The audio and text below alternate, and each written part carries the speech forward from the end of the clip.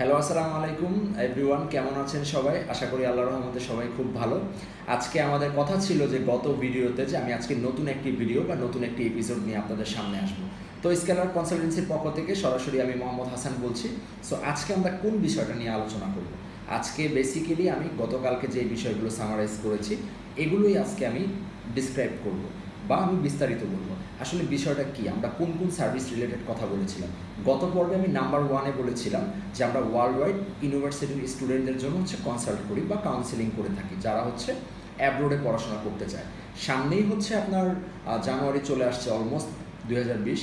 So এখন থেকেই যারা ডিসাইড করছে বা এখন থেকে যেসব ক্যান্ডিডেট আছে যে যারা উচ্চশিক্ষার জন্য খুবই ওরিড, যারা প্যারেন্টসদের মোটামুটি সামর্থ্য আছে, তারা কিন্তু চেষ্টা করতেছে যে ফরেনে পড়াশোনা করবে বা অ্যাব্রোডে পড়াশোনা করবে ওয়ার্ল্ড র্যাঙ্কিং ইউনিভার্সিটিতে, বা তাদের স্বপ্নকে তারা পূরণ করবে। সো সেই লক্ষ্যে আমরা তাদেরকে কনসাল্ট করতে পারবো। সেক্ষেত্রে আপনার কী দরকার হয়, তাহলে আমি এই ব্যাপারে একটু বিস্তারিত আজকে কথা বলব। সর্বপ্রথম আমাদের যে কাজটা করণীয় সেটা হচ্ছে যে আইএলটিএস। তো আইএলটিএস সম্পর্কে কিন্তু অনেকেরই একটা আইডিয়া আছে, বা এটা ওয়ার্ল্ড একটা রিকগনাইজড। এখন অনেকের আবার কিন্তু প্রশ্ন থাকে যে ভাই আমি আইএলটিএস দিতে পারবো না, বা কেন আমি আইএলস দিব। আসলে IELTS, without IELTS you don't have visa বা you don't get visa. With IELTS you will get visa. ব্যাপারটা এরকম। যদি আপনার আইএলসে সর্বোচ্চ পয়েন্ট 9, তো 9-এ 9 ব্যান্ড করে এরকম হাতে গোনা খুব কমই আছে। বাট বাংলাদেশে অনেক ম্যারিড স্টুডেন্ট আছে বা অনেকেই আছে। যেমন আমি আমার একটা পার্সোনাল লাইফ এক্সপিরিয়েন্স করি। আমার একটা ফ্রেন্ড, এটা কথিত একটি গল্পের মতো। আমার এক ফ্রেন্ড, সে বাংলাদেশে, আমার কলেজ লাইফের ফ্রেন্ড, সে ইবেতে জব করতো বাংলাদেশে। সো তার নামটা আমি মেনশন করতে চাচ্ছি না। সে 9-এ 9ই পেয়েছে। সো সে কিন্তু 80% স্কলারশিপ পেয়েছে কানাডার একটা সুনামধন্য ইউনিভার্সিটিতে, ইউনিভার্সিটি অফ ব্রিটিশ কলাম্বিয়াতে সে এখন স্টাডি করছে। 80% স্কলারশিপ কিন্তু হিউজ। সো আপনারাও যদি আইএলস করে কোনো দেশের জন্য অ্যাপ্লাই করতে চান, আমি এখানে নাম বলবো না, কিছু কিছু এজেন্সি আছে বা কিছু কিছু আপনার অনেকগুলো কনসাল্টিং ফার্ম আছে, তারা কিন্তু আইএলসের কথাটা মেনশন করে না, বলে যে 100% visa, 100% visa. Totally wrong information দেওয়ার। তারা কিন্তু আপনাকে ভিসা দিতে পারবে না। যদি আপনার আইএলস থাকে তাহলে উপরে একমাত্র আল্লাহ পাক এবং আপনি ছাড়া কারো ক্ষমতা নেই আপনাকে আটকানো, যদি আপনি আইএলস একটা ভালো স্কোর হয়। এখন ন্যূনতম এলিজিবিলিটিটা কি? ন্যূনতম এলিজিবিলিটিটা যদি কানাডার কোনো ইউনিভার্সিটিতে পড়তে চান বা ইউরোপের আপনি কোনো ইউনিভার্সিটিতে পড়তে চান, ন্যূনতম 6.5, বা কানাডায় কিন্তু অ্যাবভ 6 হলেও হয়। তো যাই হোক, যদি আপনার আইএলস থাকে বা আপনি আইএলস করার চিন্তা ভাবনা করেন, আমাদের ভেন্যু আছে, বা আমরা আপনাদেরকে সাজেস্ট করবো যে কোথায় আইএলস করলে আপনি ভালোভাবে একটা মার্ক বা ভালো একটা স্কোর করতে পারবেন। এটা কিছু ক্র্যাশ প্রোগ্রামও আছে, বা যদি ক্র্যাশ প্রোগ্রাম না করতে চান, আপনি 1 মাসের জন্য একটা মক টেস্ট দিতে পারেন। সো সেই ক্ষেত্রে যদি আপনি আইএলসের একটা পরীক্ষাটা দিয়ে দেন ব্রিটিশ কাউন্সিলের আন্ডারে, ইনশাল্লাহ আপনার ভিসাটা হয়ে যাবে, দেন আপনি কিন্তু অ্যাপ্লাই করতে পারবেন। আমি বলবো না যে শুধু আপনি স্কেলার কনসালটেন্সিকেই আপনি ভিসাটা দেন, ব্যাপারটা এরকম না, সামথিং লাইক দ্যাট। এরকম কিছু না। ব্যাপারটা যে আপনি আইএলস করবেন আপনার জন্যই, আপনার মেধা তালিকা এটা মেয়াদ থাকবে সর্বোচ্চ 2 ইয়ার্স। তো 2 ইয়ার্সের ভিসা, 2 ইয়ার্সের মানে কিন্তু আপনার যখন মেয়াদ থাকবে তখন কিন্তু আপনি অনেকগুলো ইউনিভার্সিটিতে অ্যাপ্লাই করতে পারবেন। ইভেন আপনি যদি ফ্যামিলি মাইগ্রেশন করতে চান, সাপোজ আপনি কানাডায় যাবেন, আপনি মাইগ্রেশন একটা ভিসা দরকার, বা অস্ট্রেলিয়াতে একদম পিআর নিয়ে আপনি পারমানেন্টলিভাবে যাবেন। সো হোয়াটসোএভার যেটাই হোক, আপনার কিন্তু ইউ মাস্ট হ্যাভ আইএলস। আইএলসটা যদি থাকে, আপনার যদি জব এক্সপিরিয়েন্স থাকে, you can apply migrant visa also. সেটা কানাডার জন্য হোক, অস্ট্রেলিয়ার জন্য হোক, বা সেনজেনের জন্য হোক, বা ইউরোপের মতো কোনো দেশ হোক, ইভেন ইউএসের জন্য কিন্তু আপনার আইএলসটা কিন্তু আপনারা সবাই জানেন যে এটা ওয়ার্ল্ডের জন্য খুব রিকগনাইজড। সো আমি জাস্ট এতটুকুই বললাম যে যদি স্টুডেন্ট ভিসা নিয়ে কেউ ওরিড থাকেন, সামনে জানুয়ারি সেশন, আপনারা যারা আছেন যে এইবার এইচএসসি দিয়েছেন, বা আপনারা বাংলাদেশের কিছু প্রাইভেট ইউনিভার্সিটিতে যারা পড়াশোনা করছেন, বা ইভেন পাবলিকেও পড়াশোনা করছেন, যাদের undergraduate program, that means আপনার অনার্স বা বিবিএ বা সিএসসি, ট্রিপলি, হোয়াটসএভার, আপনার যেটা করতে হবে, আপনার আপনার মাস্ট আপনার আইএলস অ্যাটেন্ড করতে হবে, আইএলস আপনাকে এক্সাম দিতে হবে। এই একটা অপশন গেল, এটা কিন্তু আমি একটা পোর্শন বলে দিলাম। তো মেইনলি আমরা ওই সব স্টুডেন্টদেরকেই কনসাল্ট করব। হ্যাঁ, আরেকটা কথা বলা ভালো যে এখন কিন্তু অনেকে প্রশ্ন করতে পারেন যে আমি কি শুধু আইএলস দিয়ে যাব, আমি উইদাউট আইএলসে কীভাবে করে অ্যাপ্লাই করবো, how can I apply there, because I don't have IELTS score. So you have solution. আরেকটা প্রোগ্রাম আছে যেটার নাম আপনারা শুনেছেন কি না আমি জানি না, যেটাকে ইএসএল বলে, English as a second language. এটাকে ইএসএল প্রোগ্রাম বলে। এটা আপনার 6 মান্থ হতে পারে, সর্বোচ্চ ম্যাক্স আপনার হচ্ছে 1 ইয়ার হয়। তো এটা কোথায়, এটা দিয়ে আপনি ইউরোপ বা হচ্ছে কানাডাতে অ্যাপ্লাই করতে পারেন। তো এটার ক্ষেত্রে যে প্রবলেমটা হয়, এটার যে ফিজটা এটা আগে থেকে এখান থেকে পে করতে হয় এবং ওইখানে গিয়ে কিন্তু আপনার ইএসএল প্রোগ্রামটা করতে হয়। সো সেই ক্ষেত্রেটা খরচটা কেমন পড়ে, এটা হচ্ছে খরচের ব্যাপারে বিস্তারিত আমাদের স্ক্রিনে দেওয়া নাম্বার থাকবে, এ ব্যাপারে আপনি বিস্তারিত কথা বলতে পারেন, বা ফেস টু ফেস আমাদের সাথে যদি অ্যাপয়েন্টমেন্ট নিতে চান সেই বিষয়ে আপনি কথা বলতে পারবেন। এখন ইএসএল কোর্সটা কি? হ্যাঁ, ইএসএল কোর্সটা হচ্ছে লাইক আইএলটিএসের মতো না।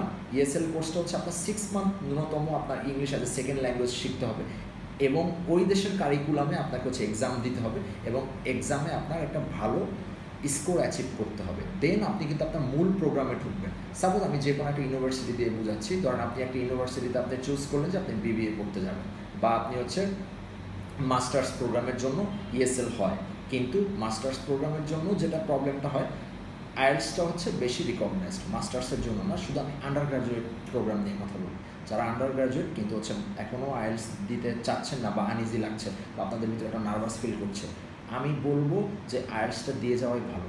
বাট ইএসএলে অনেকেই যাচ্ছে এখন, কিন্তু এরকম একটা অপরচুনিটি বা সুযোগ কিন্তু সবগুলো দেশই দিচ্ছে। সেক্ষেত্রে আপনাকে কী করতে হবে, ওখানে গিয়ে আপনি ইএসএলটা করলেন, করার পরে আপনি একটা মূল কোর্সে ঢুকবেন। আমরা কিন্তু মূল আলোচনায় চলে আসলাম। আমি কিন্তু কিছুক্ষণ আগে বললাম যে আপনার হচ্ছে আইএলটিএস না দিলে ইএসএল প্রোগ্রামে আপনি ঢুকবেন। ইএসএল কোর্সটা শেষ করার পরে আপনি যখন ভালো একটা কোয়ালিফাইড হবেন, দেন কিন্তু আপনি একটা মূল প্রোগ্রামে চলে যাবেন, গেল আপনার ইএসএল কোর্সটা। বাট আমি সাজেশন করব বা আমার হচ্ছে আলোচনার লাস্টলি এটাই হবে যে আপনারা হচ্ছে আইএলটিএস দিয়ে যান। IELTS means visa. আপনাকে ভিসা তখনই দিবে কোনো এমবাসি যখন আপনার আইএলটিএস একটা ভালো পয়েন্ট আছে, ওয়ার্ল্ড রিকগনাইজ যে কোনো university, they will give you visa. So viewers, আজকে আমার এটাই ছিল আলোচনা যে আসলে আমরা কী নিয়ে কাজ করি, আর মেইনলি হচ্ছে আমি ইউনিভার্সিটি নিয়েই আজকে কথা বললাম বেশি। আমরা কোন কোন ইউনিভার্সিটি নিয়ে কাজ করি, কিভাবে ইউনিভার্সিটিতে অ্যাপ্লাই করতে হবে, কিভাবে ভিসা আপনার সুবিধা হবে, একটি ফাইল কিভাবে করে কনসাল্ট করলে বা কাউন্সিলিং করলে ফাইলটি গুছিয়ে কিভাবে করে আপনার ভিসার জন্য সুবিধা হবে, এবং সেখানে টিউশন ফিস কত, কিভাবে হচ্ছে ইউনিভার্সিটির অফার লেটার আনতে হয়, কিভাবে আবেদন করতে হয়, কিভাবে হচ্ছে আপনার অ্যাম্বাসি ফেস করতে হয়, এই হোল বিস্তারিত ব্যাপারে কিন্তু আমি আমার নেক্সট ভিডিওতে ইনশাআল্লাহ আলোচনা করব। ঠিক আছে, তো আজকের মূল আলোচনা আমার হচ্ছে এইটাই। তো ভিউয়ার্স, এটাই আমার আলোচনা ছিল। এখন আমি হচ্ছে সেকেন্ড অপশনে যাব। সেকেন্ড অপশন কোনটা? গতকাল কিন্তু আমরা কথা বলেছিলাম যে আমরা কিন্তু any kind of legal consult করি। এখন এনি কাইন্ড অফ লিগেল কনসাল্টের মধ্যে কিন্তু আপনার অনেক কিছুই দাঁড়ায়। অ্যাজ এ আমরা আল্লাহর রহমতে আপনাদের সবার দোয়া এবং ভালোবাসায় আমরা কিন্তু হচ্ছে গভর্নমেন্টভাবে অ্যাপ্রুভ করা আমাদের কনসাল্টিং ফার্মটি। সো আমরা কিন্তু এনি কাইন্ড অফ হচ্ছে লিগেল কোনো ইনফরমেশন বা লিগেল কোনো কনসাল্ট আমরা করে থাকি, যে কোনো ধরনের আমরা সঠিক পরামর্শ দিয়ে থাকি। আপনি যদি এন্টারপ্রেনারশিপ নিয়ে কাজ করতে চান, সে ফর এক্সাম্পল আপনি হচ্ছে বিবিএ করেছেন বা ছোটোবেলা থেকে আপনি কমার্স ব্যাকগ্রাউন্ড নিয়ে পড়াশোনা করেছেন, বা আপনার বাবার বিজনেস আছে, এটা হচ্ছে আপনার জেনেটিক্যালিও হচ্ছে বিজনেসম্যান কেউ হয়, বা কেউ মানে তার বাবাকে দেখেছে যে ছোটোবেলা থেকে বাবা বিজনেস করছে, ইন্ডাস্ট্রি আছে বা কোম্পানি আছে, বা সে ফর এক্সাম্পল একটা গ্রোসারি শপ বা একটা মুদি দোকানি তার আছে, সে কিন্তু হচ্ছে এন্টারপ্রেনারশিপ নিতে চাচ্ছে, সেও কিন্তু একদম ছোটোখাটো উদ্যোক্তা। তাকে যে আপনি উদ্যোক্তা হিসেবে ধরবেন না তা নয়, একটি মুদি দোকানও কিন্তু একটি উদ্যোক্তা। সো সেটা কিন্তু সঠিকভাবে পরিকল্পনা বা সেটা ক্যাপিটাল, এটা ফান্ড রেজ করা, এটা প্রপারভাবে ম্যানেজমেন্ট করা, এটা কিন্তু অনেকেরই হচ্ছে ধারণা নেই, বা অনেকে কিন্তু হচ্ছে প্ল্যান করে। একটা জিনিস আপনারা সবসময় মনে রাখবেন, ওয়ান থিং অলওয়েজ রিমেম্বার, আমরা যখন কোনো প্ল্যান করব সেটাকে কিন্তু সাকসেস করতে হবে। সেটা যদি আপনি হচ্ছে শুধু ওই খাতা কলমে পর্যন্ত লিপিবদ্ধ থাকেন, এটা নেভার এভার, এটা কখনোই সম্ভব হবে না। আপনার এটা পসিবল তখনই হবে যখন আপনি এটা প্রপারভাবে প্ল্যানটাকে হচ্ছে সাকসেস করবেন, সেটাকে এফোর্ট দিতে হবে।